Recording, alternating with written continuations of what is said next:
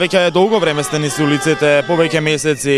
во Скопје. До кога планирате да останете на улиците и што мислите каков резултат ќе дадат овие протести? Да, уште кога ги почнавме протестите од јули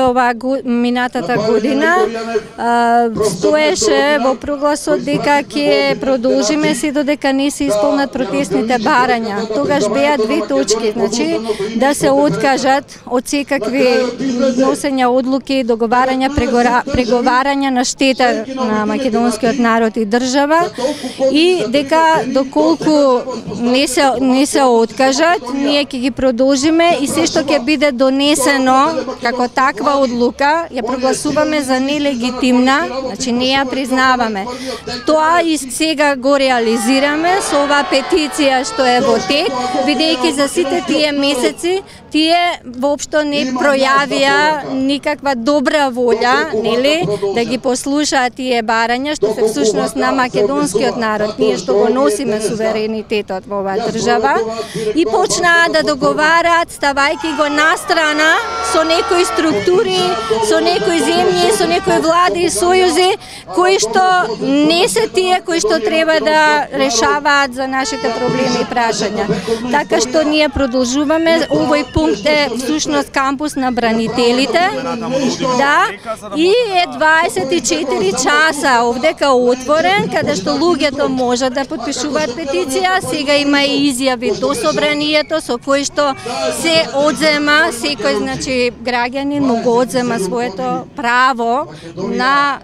представниците во парламентот да одлучуваат во негово име, има и таму, нели, точно како гласи таа изјава,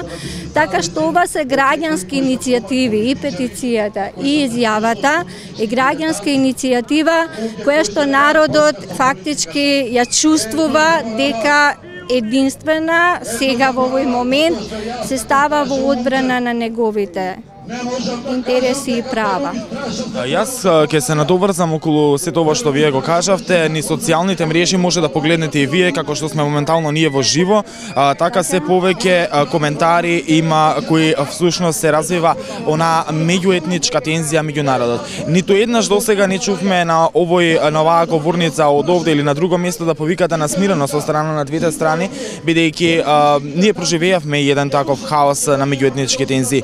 Дали мислите дека ова може да предизвика да дојде до поразгорени тензии понатаму?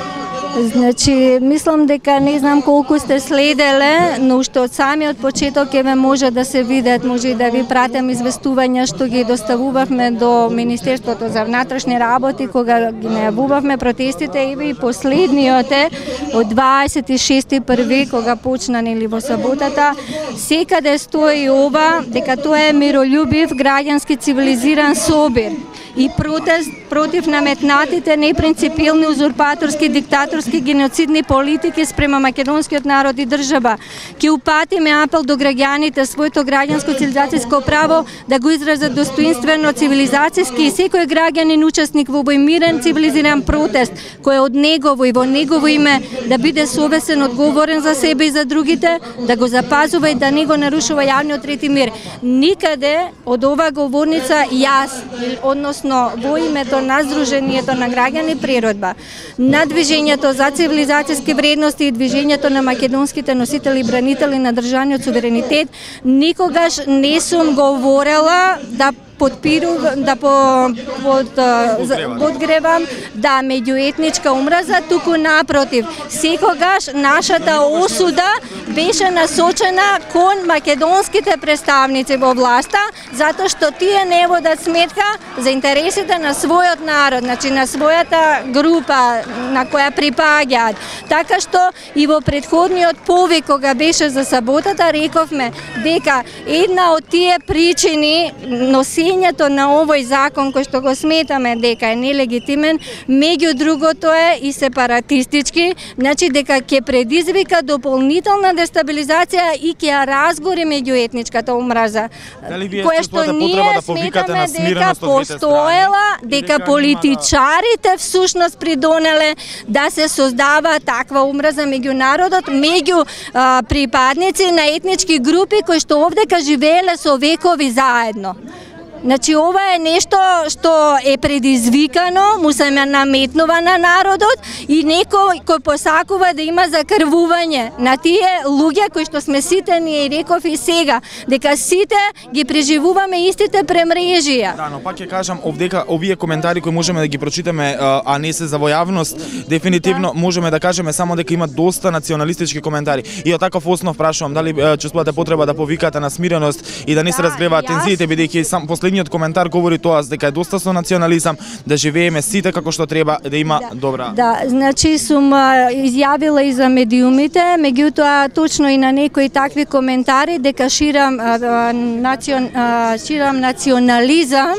и меѓуверска омраза. Значи, ако е национализам да си го браниш своето право да живееш во собствената земја, која што имаш единствена на овој свет, немаш друга резервна и да останеш тоа што си, кога сакаат да те менуваат, да ти го сменат името, идентитетот, тоа не знам дали е национализам или е еден, како да речам, еден порив внатрешен за опстој. Значи, собствен опстој, не насочен против никој друг. А да се запрашаме дали од другата страна не се работи за ништење некое, за некаква, како да речам, непринципиелна поставеност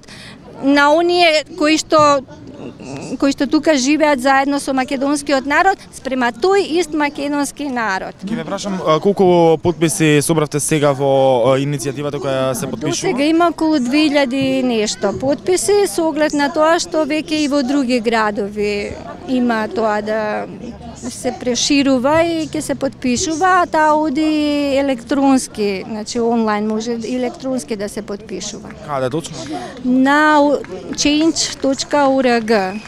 страната која што е за петиции. Побаравте ослободување за лицата што се приведени за настаните од 27 април, крвавиот четврток во собранието, врз која основа го побаравте тоа со оглед дека имаше и повредени граѓани, имаше и повредени граѓани, но и новинари, како и пратеници од собранието на Република Македонија. Така, дали мислите дека секој треба да одговара за своето сторено дело? Да, сметам дека секој треба да одговара за своето сторено дело, но меѓутоа многу од тие приведени што сега се во притвор не направиле такво кривично дело, значи не направиле ниту мала физичка повреда, туку се